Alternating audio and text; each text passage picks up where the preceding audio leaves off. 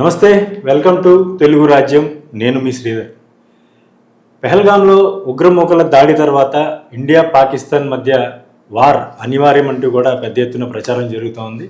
దీనికి సంబంధించి పాకిస్తాన్ అగ్రశ్రేణి నేతలంతా కూడా భారత్ పట్ల రెచ్చగొట్టే వ్యాఖ్యలు చేస్తూ ఉన్న పరిస్థితి కనిపిస్తోంది. మరోవైపు చూసుకుంటే గడిచిన 24 గంటల్లో అరేబియా సముద్రంలో ఇటు ఇండియాతో పాటు అటు పాకిస్తాన్ కూడా నావికా విన్యాసాలు చేయడం వార్ మరికొద్ది గంటల్లో తప్పదని కూడా మనకి కనిపిస్తూ ఉన్న పరిస్థితులు ఉన్నాయి. అయితే అరేబియా సముద్రంలో ఉన్నటువంటి మర్చెంట్ నేవీ షిప్ల పరిస్థితి ఏంటి, అక్కడ పోర్టులో ఉన్నటువంటి ఇప్పటికే చేరుకున్నటువంటి మర్చెంట్ నేవీ షిప్స్ పరిస్థితి ఏంటి, మనతో పాటు మాట్లాడేందుకు చిట్నీడి శ్రీనివాస్ గారు ఉన్నారు. అంతర్జాతీయ ఎక్స్పోర్టర్ కూడా ఆయనతో మాట్లాడే ప్రయత్నం చేద్దాం. సార్ నమస్కారం. నమస్తే అండి. సార్ ఏంటి సార్, ప్రస్తుతం పోర్ట్స్లో చాలా కీలకమైన పరిణామాలు చోటు చేసుకుంటూ ఉన్నాయి. ప్రధానంగా చూసుకుంటే గుజరాత్ ప్రాంతంలో కేవలం 80 నుంచి 100 నాటికల్ మైళ్ళ దూరంలోనే ఇటు మన ఇండియా వైపు అటు పాకిస్తాన్ వైపు కూడా నావికా విన్యాసాలు చేస్తూ ఉన్నారు. దీనివల్ల మర్చెంట్ నేవీకి ఏ విధమైన ఇబ్బంది ఉంటుందండి? ముఖ్యంగా ఈ ఏదైతే సంఘటన జరిగిందో ఆ సంఘటన దురదృష్టకరం. మతపరంగా వారిని చంపడం అనేది మనం భారత ప్రజలెవరూ కూడా మరి దీని మీద చాలా కోపద్రికులై ఉన్నారు. అలాగే మీరు ఏదైతే చెప్తా ఉన్నారో గుజరాత్కి పాకిస్తాన్కి కొంచెం దగ్గరగా ఉంటాయి కాబట్టి ఆ పోర్ట్లో ఉన్నటువంటి కార్యకలాపాలన్నీ కూడా కొంచెం ఇబ్బందికర పరిస్థితులే. అక్కడ ఎక్కువ సెక్యూరిటీని పెట్టి మరి గుజరాత్ పోర్ట్ నుంచి ముష్కర్లు రాకుండా ఉండే విధంగా గస్తీని పెంచవలసిన బాధ్యత కానీ భారత ప్రభుత్వం మీద ఉంది.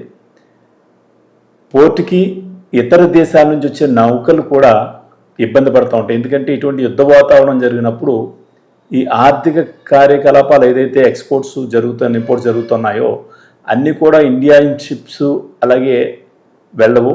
ఇతర దేశాల నుంచి అనేక రకాల షిప్స్ కానీ కంటైనర్స్ కానీ పోర్టుకి వస్తూ ఉంటాయి. అలాగే కొంతమంది ఎంప్లాయీస్ కూడా ఇతర దేశాల నుంచి మన దేశానికి వస్తూ ఉంటారు. వాళ్ళు కూడా ఏంటంటే ఈ భయాందోళన మధ్యన భారతదేశానికి మనం ఎందుకు వెళ్ళాలి అనే ఆలోచన కూడా ఇతర దేశస్తుల మీద పడుతూ ఉంటుంది. ఇతర దేశాలకు చెందినటువంటి నౌకలు కూడా మన దేశానికి రావడానికి కొంచెం కష్టతరం. అలాగే మన కోవిడ్ సమయంలో చూసినప్పుడు కూడా ప్రాణాలకు తెగించి ఎంతో చాకచక్యంగా చక్కని మరి వ్యాపారం జరిగింది. ఈ పాకిస్తాన్తో యుద్ధం వచ్చిన తర్వాత మరి ఆర్థిక లావాదేవీలు ఏదైతే ఉన్నాయో ఇతర దేశాల నుంచి అవన్నీ కూడా కొంచెం ఇబ్బందికర పరిస్థితులు. ఎందుకంటే ఇక్కడ నుంచి సరికెళ్తే కానీ అక్కడి నుంచి డబ్బులు రావు. అటువంటిది నౌకల్ని ప్లేస్ చేయడానికి కూడా లోడింగ్కి నౌకలు రావడానికి కూడా కొంచెం ఇబ్బందికర పరిస్థితులు ఎదురవుతాయి. ఎందుకంటే ఏ దేశస్తులు కూడా ఆ దేశం యొక్క పౌరుల్ని ఇటువంటి యుద్ధ వాతావరణంలో ఉన్నటువంటి ప్రాంతానికి పంపడానికి అంగీకరించవు కాబట్టి నౌకలు రావడం కొంచెం కష్టతరం అవుతుంది. అంటే ఒకటి సార్, ఇప్పుడు అటు పాకిస్తాన్లో గ్వాదర్ పోర్ట్ కానీ ఇటు మనకి గుజరాత్ పోర్ట్, ఇక్కడ ఈ రెండు ప్రాంతాల్లో ఈ రెండు పోర్ట్స్లో ఇండియా కార్యకలాపాలు కానీ పాకిస్తాన్ కార్యకలాపాలు కానీ జరుగుతున్నాయి. అయితే డౌన్ ది లైన్ అక్కడ నుండి చూసుకుంటే ఇటు కేరళ వరకు అరేబియా సముద్రంలో ఉన్నటువంటి మిగతా పోర్ట్స్ మీద ఈ ప్రభావం ఏమన్నా పడే అవకాశం ఉందా? ఇక్కడ యథావిధిగా కార్గో షిప్పింగ్ జరుగుతూ ఉండే అవకాశం ఉందంటారు? షిప్పింగ్లనే జరుగుతూ ఉంటాయి, మన దగ్గర నుంచి జరుగుతూ ఉంటాయి. కాకపోతే ఇన్ ట్రాన్సిట్లో ఏదైనా ఇబ్బందులు ఎదురవుతాయి అనేది ఇంకొంచెం ముందుకు వెళ్తే కానీ భారత ప్రభుత్వం తీసుకునే చర్యల మీద ఆధారపడి ఉంటుంది. అట్లాగే పాకిస్తాన్ కూడా కవింపు చర్యలు పాల్పడుతూ ఉంది కాబట్టి భారతదేశం దీనికి ఎదుర్కొనే శక్తి ఉంది. దాంతో ఏంటంటే ఈ షిప్స్ మూవ్మెంట్ అనేది ఎక్కడైనా స్టక్ అయినా ఎక్కడైనా ఇబ్బంది పడినా అది ఆర్థికంగా స్థానికంగా ఉండేటువంటి వ్యాపారం మీద పడుతూ ఉంటుంది. ఆర్థికంగా స్థానిక మీద వ్యాపారం పడేటప్పటికి ఆ ఇంపాక్ట్ ఏదైతే ప్రోడక్ట్ వెళ్తూ ఉందో ఆ రైతాంగం మీద దెబ్బతీసే విధంగా ఉంటుంది. మనం చూసుకుంటూ ఉంటే విమాన రంగంలో సుమారుగా 10 నుంచి 15 వేల కోట్ల రూపాయలు మన నష్టం వాటిల్తూ ఉంది ఈ యుద్ధం కోసం. కేవలం ఇంకా యుద్ధం మొదలవ్వలేదు. ఫ్లై జోన్లోకి మనం వెళ్ళకూడదు అనేది ఇండియన్ గవర్నమెంట్ ఏదైతే నిర్ణయం తీసుకుందో పాకిస్తాన్ గవర్నమెంట్ తీసుకున్న నిర్ణయం మీద చేసుకుంటే రూట్ మార్చేటప్పటికీ అధిక వ్యయం అవుతూ ఉంటుంది. మన దగ్గర నుంచి వెళ్ళే వాళ్ళు కూడా భయాందోళనలు ఉంటాయి. అయితే ఇండియన్ నేవీ కానీ షిప్స్ మీద కానీ సేమ్ ప్రభావం పడుతుంది. అదే భారత ప్రభుత్వం తగిన నిర్ణయం తీసుకోవాలని చెప్పి మరి కోరుతా ఉన్నాం. సార్ అంటే మనకి మెయిన్ మన ఇండియా అంటే భారతదేశంలోకి పాకిస్తాన్ నుంచి దిగుమతి చేసుకునే కార్గో ఏమన్నా ఉంటుందా? రెగ్యులర్గా పాకిస్తాన్కి సంబంధించినటువంటి నౌకలు మన పోర్ట్స్ అంటే పశ్చిమ దిశగా కానీ ఇటు తూర్పు వైపు కానీ ఏమన్నా వచ్చే అవకాశం ఉందంటారా? వాస్తవానికైతే భారతదేశానికి పాకిస్తాన్ నుంచి ఎగుమతి ఏదైతే అయ్యే వస్తువులు అయితే లేవు. పాకిస్తాన్ నుంచి బాసుమతి బియ్యం మట్టి మాత్రం ఇతర దేశాలకి కంటైనర్ రూపంలో వెళ్తూ ఉంటాయి. అలాగే పాకిస్తాన్ నుంచి వచ్చే షిప్లు కూడా కొన్ని ఆపరేటర్స్ ఉంటారు, పాకిస్తాన్ వైపు ఇన్వెస్టర్స్ కూడా క్రూ మెంబర్స్ కానీ రావడం జరుగుతూ ఉంటుంది. అది ఇండియన్ గవర్నమెంట్ నిర్ణయం తీసుకుని అటువంటి వాళ్ళని మనం రానివ్వట్లేదు. అంటే ఇతర దేశాల నుంచి వచ్చే షిప్పుల్లో కూడా పాకిస్తాన్ ఎంప్లాయీస్ కొంతమంది ఉంటారు, వాళ్ళు కూడా మనకి ఇబ్బంది వస్తూ ఉంటుంది. మనం చూసుకుంటూ ఉంటే అటు బంగ్లాదేశ్ నుంచి కూడా మనకి షిప్స్ వస్తూ ఉంటాయి, వాటిలో కూడా పాకిస్తాన్ వాళ్ళ ఎంప్లాయీస్ ఉండే అవకాశం ఉంటుంది. వాళ్ళని కూడా మనం రిస్ట్రిక్ట్ చేయవలసిన బాధ్యత ఇండియన్ నేవీ మీద ఉంది. అంటే ఇప్పటికే పాకిస్తాన్ జాతీయుల్ని మన దేశం విడిచి వెళ్ళిపోవాలని ఒక క్లియర్ కట్ సందేశం అయితే ఇచ్చారు. దీంట్లో భాగంగా చాలామందిని తరలించారు. అయితే ఈ షిప్స్ మీద కూడా ఏమన్నా పూర్తి స్థాయిలో చెక్ చేయాల్సిన అవసరం ఉంటుందా? నిఘా పెంచాలి, ఖచ్చితంగా నిఘా పెంచాలి. ఎందుకంటే ముష్కర్లు ఏ రూపంలో వస్తారో తెలీదు. భారత ప్రభుత్వం ఖచ్చితమైన నిఘా వ్యవస్థను పాటించకపోతే మరిన్ని సంఘటనలు జరుగుతాయి. దేనికి ఉదాహరణ 1971లో ఇండియా పాకిస్తాన్ యుద్ధం జరిగినప్పుడు మన వైజాగ్ పోర్టు మీద కూడా మరి ఆ రోజు దాడి జరగడం జరిగింది. అటువంటి సంఘటనలు ఖచ్చితంగా ఉంటాయి. మీరంటే ఇప్పుడు ఇంకొక విషయం గుర్తొచ్చింది. 1971 వార్లో కేవలం బంగ్లాదేశ్ గురించే ఇండియా పాకిస్తాన్ గొడవ జరిగింది, యుద్ధం కూడా జరిగింది. ఆ యుద్ధాన్ని మనం గెలిచాం. అయితే ఆ యుద్ధంలో చాలా ఒళ్ళు గగురు పిడిచేటువంటి విషయం ఏంటంటే ఘాజీ పిఎన్ఎస్ ఘాజీ, పాకిస్తాన్ నేవల్ సర్వీస్కి సంబంధించిన ఘాజీ విశాఖపట్నం పోర్టుని ధ్వంసం చేయాలని టార్గెట్గా వస్తున్న సమయంలో మన సబ్మెరీన్ దాన్ని అడ్డుకుంది. చాలా కథలుగా మనం కూడా చూస్తాం, సినిమా కూడా వచ్చింది. అయితే ఇటువంటి పరిస్థితి ప్రస్తుతం కూడా నెలకొనుందని ఒక ప్రచారం జరుగుతుంది. ఏంటంటే ఈ లష్కర్ ఎ తోయిబా నాయకుడు ఎవరైతే హఫీజ్ సయీద్ ఉన్నాడో, ఈ సయీద్ని దేశం దాటించారు అని ఒక ప్రచారం కూడా జరిగింది. అతన్ని బంగ్లాదేశ్ రహస్యంగా తరలించేందుకు ప్రచారం కూడా జరుగుతోంది. ఈ నేపథ్యంలో వారైతే అటు పాకిస్తాన్ అరేబియా సముద్రం వైపు, గుజరాత్ తీరం వైపు, లేదంటే పాకిస్తాన్ బార్డర్ పిఓకే వైపు జరుగుతూ ఉంది. ఇప్పుడు మనకి తూర్పు వైపు ఉన్నటువంటి మెయిన్ పోర్ట్స్ కలకట్టా కానీ, భువనేశ్వర్లో ఒరిస్సా పోర్ట్స్ కానీ, లేదంటే ఆంధ్రప్రదేశ్లో ఉన్నటువంటి తీరానికి ఏమైనా ప్రమాదం పొంచి ఉండే అవకాశం ఉందంటారా? పాకిస్తాన్ ఇటువైపు కూడా తమ ఇంటర్నేషనల్ వాటర్స్ ద్వారా ఇటు దాడి చేసే అవకాశం ఉండొచ్చు అంటారా? శ్రీధర్ గారు, ఖచ్చితంగా ఉందండి. ఎందుకంటే వాళ్ళకి దిశ లేదు, ముష్కర్లకి ఏ రూపం నుంచి ఎటున వైపుగానే రావచ్చు. దీన్ని ఎదుర్కోవాల్సిన ఆవశ్యకత ఎంతైనా ఉంది. అటు బంగ్లాదేశ్ నుంచి మనం ట్రేడింగ్ అవుతూ ఉంది, కాకినాడ పోర్ట్ నుంచి వెళ్తూ ఉన్నాయి. అలాగే మన కలకట్టా హాల్దియా పోర్ట్ నుంచి కూడా బంగ్లాదేశ్కి బియ్యం వెళ్తూ ఉన్నాయి. బంగ్లాదేశ్లో ఏదైతే గొడవలు జరిగి అక్కడ ప్రధాని మన హసీనా గారు ఇండియాలో తలదాచుకోవడంతో బంగ్లాదేశీయులు కూడా మన మీద ఒకంత ఆగ్రహంతో ఉన్నారు. అంటే ఇంటర్నల్గా పాకిస్తాన్ బంగ్లాదేశ్ నుంచి కూడా వారి యొక్క ముష్కర్ని పంపించే రకంగా వాళ్ళు కూడా ప్రయత్నం చేస్తారు, జరుగుతూ ఉంటాయి. ఐఎస్ఏకి సంబంధించిన ప్రతినిధులు అక్కడ దీన్ని ఖచ్చితంగా భారతదేశంలో ఉన్న అన్ని పోర్టుల మీద కూడా గస్తీ నిఘా అనేది పెంచవలసిన ఎమర్జెన్సీ అయితే ఉంది. ఏ రూపంలోనైనా సరే దాడి చేసే అవకాశాలు ఉన్నాయి. ఎందుకంటే వాళ్ళు కూడా వాళ్ళు ఆలోచన అనేది దాడి చేయాలనే ఆలోచన, విధ్వంసం సృష్టించాలనే ఆలోచన. మన ఆలోచన ఏంటంటే అందరం బాగుండాలి అనేది మన భారతీయ సంస్కృతి, మన ఆలోచన. ఇన్ని జరిగినా సరే ప్రపంచ దేశాలు మన వైపు చూస్తున్నా సరే మనం శాంతియుతంగానే ఉన్నాం తప్పితే కానీ పాకిస్తాన్ని ఇప్పటి వరకు ఏమీ చేయలేదు. పాకిస్తాన్ ఇంకా కవ్వింపు చర్యలకి కాలు దూకుతూ ఉంది. అంటే వాళ్ళ మైండ్ సెట్ ఆ రకంగా ఉంది. కాబట్టి ఖచ్చితంగా భారతదేశంలో ఉన్నటువంటి అన్ని పోర్టుల మీద నిఘా పెంచాలి. అలాగే నావికా దళానికి పూర్తి స్వేచ్ఛనివ్వాలి. బంగ్లాదేశ్ ఏదైతే మన సరిహద్దులు ఉన్నాయో అన్నిటి కూడా రిస్ట్రిక్షన్స్ పెంచాలి. బంగ్లాదేశ్కి కానీ పాకిస్తాన్కి కానీ ఏదైనా ఎగుమతులు జరుగుతూ ఉన్నా, అటు నుంచి వస్తూ ఉన్నా సరే పూర్తి రిస్ట్రిక్షన్స్ పెట్టి ఆఫ్ చేయవలసిన పరిస్థితి కూడా ఉంది. సరే, ఇంకొక చిన్న విషయం. ఇప్పుడు పాకిస్తాన్ నుంచి ఎక్స్పోర్ట్ అయ్యేది బాస్మతి అని చెప్తా ఉన్నారు, కానీ పాకిస్తాన్ ఇంపోర్ట్ చేసుకునే వస్తువులు కూడా చాలా ఉంటాయి ఇతర దేశాల నుంచి. అట్లా మన దేశం నుంచి ప్రధానంగా చూసుకుంటే మన తూర్పు తీరం వైపు నుంచి అంటే హల్దియా పోర్ట్ కావచ్చు, లేకపోతే Kakinada see port, Visakhapatnam port కావచ్చు, మన పోర్ట్స్ నుంచి పాకిస్తాన్కి ఎక్స్పోర్ట్ అయ్యే కార్గో ఏమైనా ఉంటుందండి? పాకిస్తాన్కి ఎక్స్పోర్ట్ అయ్యే కార్గో మన కర్ణాటకలో టమాటా ఉంది.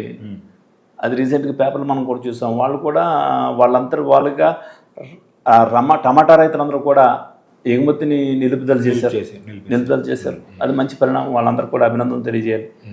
ప్రతి ఒక్కరూ కూడా ఏదైతే ముష్కర్లు ఉన్నారో ముష్కర్ని పోషిస్తూ ఉన్న దేశాన్ని మరి ఏకాకిం చేస్తేనే దాని నుంచి మనం రక్షణ పొందగలుగుతాం. కానీ మీరు చెప్తున్నారు మొత్తం దేశం, యావత్ దేశం కాదు ప్రపంచం అంతా చెప్తా ఉంది. కానీ నిన్న పాకిస్తాన్కి సంబంధించినటువంటి ఒక మహిళా సెనేటర్ బాబ్రీ మసీద్కి తొలి ఇటుక పాకిస్తాన్ నుంచి ఆర్మీ చీఫ్ తీసుకొచ్చి ఇక్కడ పెడతాడని అంటుంది. ఏ విధంగా చూడాలి సార్ ఈ వ్యాఖ్యల్ని? రెచ్చగొట్టే సంఘటనలు తప్పితే కానీ, రెచ్చగొట్టే మాటలు తప్పితే కానీ ఏమీ చేయలేరు. నరేంద్ర మోడీ ప్రభుత్వం ఉన్నంతకాలం భారతదేశం మీద ఏమాత్రం చేయలేరు ఖచ్చితంగా చెప్పచ్చు. ఎందుకంటే ప్రపంచ దేశాలన్నింటినీ ఏకం చేశారు. ఒక్క టర్కీ, చైనా తప్పించి భారతదేశానికి ఏ ఒక్క దేశం కూడా వ్యతిరేకంగా లేదు. చైనా కూడా రాబోయే రోజుల్లో మనసు మార్చుకుంటుంది. అలాగే టర్కీ కూడా అనేక రకాలుగా మన భారతదేశం ఆర్థికంగా సహాయపడింది. అది కూడా వారు దృష్టిలో పెట్టుకుని వారు కూడా మన వైపే ఉంటారు. అంతర్జాతీయ సమాజంలో పాకిస్తాన్ చేస్తున్నటువంటి ఆగడాలు ఇప్పటికే అన్ని దేశాలు గుర్తించాయి.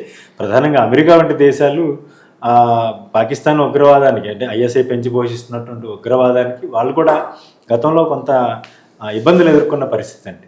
అయితే ఇప్పుడు ఈ మనం మర్చెంట్ నేవీకి సంబంధించి చూసుకుంటే తూర్పు తీరం కానీ అటు వెస్ట్ వైపు కానీ రెండు వైపులా కూడా ఎటువంటి ఇబ్బందులు ఉండే అవకాశం పెద్దగా ఏం కనిపించట్లేదు. కానీ ఉన్నా కానీ వాటిని పరిష్కరించుకోవచ్చు అంటున్నారు. అంటే ఏదైనా పోర్టుల వెంబడే వాళ్ళైతే రావడానికి అవకాశాలు ఉన్నాయి, ఎక్కువ మార్గాలు. కాబట్టి పోర్టులు భారతదేశంలో ఉన్న అన్ని పోర్టుల మీద కూడా నిఘా పెంచి నావికా దళానికి పూర్తి స్వేచ్ఛనివ్వాలి. ఎటువంటి పరిస్థితుల్లో కూడా ఏ దేశస్తుని కూడా మనం ఇండియా వైపు వస్తూ ఉంటే ఖచ్చితంగా తనిఖీ చేసి మరి నిలుపుదల చేయవలసిన ఆవశ్యకత ఎంతనో ఉంది. పోర్టుల్లో నావికాదళం అయితే గస్తీ అయితే ఎలా ఉందో అలాగే ఆయా రాష్ట్రాలు, ఆ రాష్ట్ర ప్రభుత్వాలు కూడా గస్తీని పెంచవలసిన ఆవశ్యకత కూడా ఉంది. మనం ఈ సంఘటన జరిగిన తర్వాత పాకిస్తాన్ వాళ్ళు ఎంతమంది ఉన్నారంటే గుజరాత్లో 5,000 మంది ఉన్నారు, హైదరాబాద్లో 1000 మంది ఉన్నారు అనేటి లెక్కలు ఇప్పుడు బయటపడతా ఉన్నాయి. అసలు ఈ లెక్కలన్నీ కూడా ఇంకా ఖచ్చితంగా లోతుగా దర్యాప్తు చేసి ఎవరైతే అనధికారికంగా భారతదేశంలో నివసిస్తున్నారో వీళ్ళందరినీ కూడా మరి భారత ప్రభుత్వం వారి దేశాలకి ఖచ్చితంగా తరలించాలి. లేకపోతే భారతదేశంలోనే మన మధ్య మనకే చిచ్చుపెట్టి విధ్వంసాలు సృష్టించే అవకాశాలు ఎక్కువగా ఉంటాయి. సరే, అట్లా మొత్తం ఇంటర్నేషనల్ వాటర్స్ నుంచి మన కోస్ట్ వరకు వచ్చే వరకు ఎట్లా అండి? ఇంటర్నేషనల్ వాటర్స్లో ఇండియన్ నేవీ ఉంటుంది, తర్వాత కోస్ట్ గార్డ్ ఉంటారండి. కోస్ట్ గార్డ్ తర్వాత మెరైన్ పోలీస్ ఉంటారు. మెరైన్ పోలీసులు వచ్చేపాటికి స్టేట్ లెవెల్లో ఉంటారండి. కోస్ట్ గార్డ్ వచ్చేది central government, navy central government ఉంటారు. మెరైన్ పోలీస్ వ్యవస్థ ఏంటంటే మన ప్రాంతంలో ఉన్నటువంటి ఏదైతే వాళ్ళకి బౌండరీస్ ఉంటాయో ఆ బౌండరీస్ వరకు వాళ్ళు చెక్ చేసుకుంటూ ఉంటారు. మరీ ముఖ్యంగా ఏంటంటే ఆంధ్ర రాష్ట్రానికి సుమారు 900 కిలోమీటర్ల మేర మనకి పోర్టు, సుదీర్ఘమైన పోర్టు ఉంది. అన్ని పోర్టుని కూడా తనిఖీ చేసుకోకపోతే ఆంధ్ర రాష్ట్రానికి పెద్ద విపత్తు కింద ఉంటుంది. మనం మామూలు రోజుల్లోనే 1971లోనే మన విశాఖపట్నం పోర్ట్ని టార్గెట్ చేయబోయారంటే అది ఇప్పుడైతే టెక్నాలజీ యుద్ధ వాతావరణం, యుద్ధం చేసేది టెక్నాలజీ, టార్గెట్ బేస్డ్ టెక్నాలజీ కూడా వచ్చేసింది. కాబట్టి మరింత అప్రమత్తంగా పోర్టులో ఉండడం, అలాగే టార్గెట్ బేస్డ్ ఏదైతే ఉందో దాన్ని ఛేదించే రకంగా మన టెక్నాలజీని కూడా మనం డెవలప్ చేసుకోవాలి. అవును సార్. ఇప్పుడు ఇంకొక విషయం ఏంటంటే పాకిస్తాన్లో కూడా పోర్ట్ ఆధారిత వ్యాపారం జరుగుతోంది. అక్కడి నుంచి కూడా అంటే ఎక్స్పోర్ట్ కానీ ఇంపోర్ట్ కానీ రకరకాలుగా జరుగుతూ ఉన్న పరిస్థితి. అయితే పాకిస్తాన్కి నష్టం గురించి పట్టదంటారా ఇటువంటి వ్యవహారాలు చేయడం వల్ల? పాకిస్తాన్కి సహజంగా మన మీద శత్రుత్వం ఉన్న దేశాలు కానీ అమెరికా కానీ ఇటువంటి కొంతవరకు యుఎన్ఓ, ఐక్యరాజ్య సమితి కానీ వీళ్ళందరూ కూడా ఏదో ఫండింగ్ చేస్తూ వాళ్ళకి ఉన్నటువంటి పూర్ పీపుల్కి పేదరికాన్ని నిర్మూలించడానికి సపోర్ట్ చేస్తూ ఉన్నారు, ఎయిడ్ ఇస్తూ ఉన్నారు. ఈ ఎయిడ్ కూడా ఆపేస్తే మరింత తీవ్రవాదం పెరిగిపోద్దనే ఆలోచనతో ఇతర దేశాలు కానీ పెద్ద దేశాలు, ధనిక దేశాలన్నీ కూడా సహాయం చేస్తూ ఉన్నాయి. ఎందుకంటే ఎక్కడైతే పోవర్టీ లైన్ కింద ఉంటారో అక్కడ నుంచే మనకి తీవ్రవాదం అంటే వారికి పని కల్పించాలి, లేదంటే ఆహార భద్రత కల్పించాలి. ఈ రెండాటిని చూసుకుంటూ ఎయిడ్ ఇవ్వడం అనేది చేస్తూ ఉండేవారు.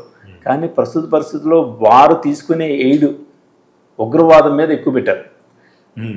తీసుకున్న ఎయిడ్ వాళ్ళ యొక్క అభివృద్ధికి కానీ మౌలిక వసతులు సదుపాయం కల్పించుకోవడానికి కాకుండా మన దేశం మీద పగ తీర్చుకోవడం అన్నట్టుగా ఉగ్రవాదాన్ని పెంచి పోషించారు. అది ఈరోజు అంటే సామెత కూడా ఉంటుంది, పాము పాలు పోసి పెంచితే వాళ్ళనే కరుస్తుంది అన్నట్టు తీవ్రవాదం వాళ్ళనే కరుస్తూ ఉంది. అంటే పుట్టిన ప్రతి బిడ్డ నుంచి కూడా నరనరాన్న భారతదేశం అంటే భారతదేశం మీద వ్యతిరేకత పెంచే విధంగానే వాళ్ళందరూ చేసుకుంటూ వచ్చారు. కానీ వాళ్ళ దేశ అభివృద్ధి మీద వాళ్ళకి ఆకాంక్ష లేదు, దేశ ప్రేమ లేదు. వాళ్ళ దేశం మీద లేదు కానీ పక్క దేశం మీద పగ తీర్చుకునే ఆలోచన. పగ తీర్చుకుంటాను. సరే, ఇప్పుడు సర్వత్రా ఒకటే, దేశవ్యాప్తంగా ఒకటే డిమాండ్ వినిపిస్తుంది, పీఓకే ఇప్పుడు కాకపోతే ఇంకెప్పుడు, పీఓకేని ఇప్పుడు కాకపోతే ఇంకెప్పుడు స్వాధీనం చేసుకోవాలి అని చెప్పి. ఖచ్చితంగా పీఓకేని అమిత్ షా గారి ఆధ్వర్యంలో ఆర్టికల్ 370 ఏ రకంగా అయితే రద్దు చేశారో వారు, అదే రకంగా ఏ విధమైన హింసకి తావు లేకుండా పీఓకే ప్రజలే భారతదేశంలో మేము కలుస్తామనే రకంగా వస్తారు. అలాగే పాకిస్తాన్ నుంచి బెలూచిస్తాన్ వేర్పాటువాదం కానీ ఏదైతే ఉన్నాయో అన్నీ కూడా డివిజన్ చేసుకుంటూ పాకిస్తాన్ని ప్రపంచ దేశాల ముందు ఉగ్రవాద దేశంగా ఏకాకిగా నిలబెట్టే చర్యలు అయితే కొనసాగుతూ ఉంటాయి. Right sir, thank you very much అండి, చాలా చక్కని విషయాలు చెప్పారు. అయితే పోర్టు కార్యకలాపాలకు సంబంధించి పూర్తిగా భారత సైన్యం కావచ్చు, భారత నావికాదళం కావచ్చు, పూర్తి కార్యకలాపాలతో పాటు పూర్తిగా ఇక్కడ జరుగుతున్నటువంటి కార్గో హ్యాండ్లింగ్ కూడా పూర్తిగా వాళ్ళ అధీనంలో జరగాలని, పూర్తిగా రక్షణ చర్యలు చేపట్టాలి, లేదంటే నష్టం సంభవించే అవకాశాలు మాత్రం లేకపోలేదని కూడా చిట్నీటి శ్రీనివాస్ గారు చెప్తూ ఉన్నారు. ఏదేమైనప్పటికీ భారత్ పాకిస్తాన్ మధ్య యుద్ధ వాతావరణం నెలకొన్న నేపథ్యంలో యుద్ధం కాకుండా ప్రత్యామ్నాయ చర్యల వైపు మాత్రం భారత ప్రభుత్వం ఆలోచించాలని చెప్పేసి కూడా సర్వత్రా ప్రజలు కోరుకుంటున్న పరిస్థితి అయితే మనకు కనిపిస్తూ ఉంది. హలో, తెలుగు రాజ్యం ఛానల్ చూస్తున్నారా? సామాజిక రాజకీయ జీవన చిత్రణే తెలుగు రాజ్యం. అతిశయోక్తులు అసత్యాలు ఉండవు. రాజకీయ కోణం కాదు, ప్రజా కోణమే కొలబద్ద. తెలుగు రాజ్యం వీక్షణ మీ ఉత్తమ అభిరుచికి నిదర్శనం.